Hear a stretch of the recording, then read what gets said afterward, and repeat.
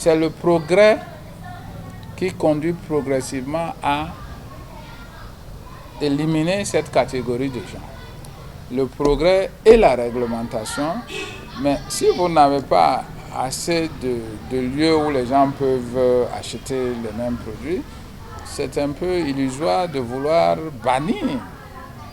C'est comme les vendeurs ambulants, je veux dire ceux qui vendent l'essence au bord de la route, qui sont un type donné de vendeurs ambulants, bien qu'ils soient à des points fixes. Ok? Mais bon, on peut les considérer comme des vendeurs ambulants. Mais le service qu'ils rendent à la nation est si important que chaque fois que l'État a essayé de les combattre, l'État n'a pas pu. Si vous interdisez demain à ce pays l'activité de vendeur ambulant, donc de carburant, le pays s'arrête. Donc, vous ne pouvez pas dire on va les interdire. Bon, une première solution avait été choisie par le gouvernement à l'époque en autorisant des gens de construire des stations, des toutes petites stations, de mini-stations. Bon, ça n'a pas prospéré. La solution qu'on a choisie a été très onéreuse.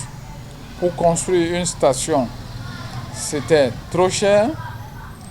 Encore une fois, moi je dis que dans la contribution que j'avais faite au document de stratégie de réduction de la pauvreté, j'avais indiqué qu'il existait dans l'UMOA des pays tels que le Mali où vous aviez des stations unipompes.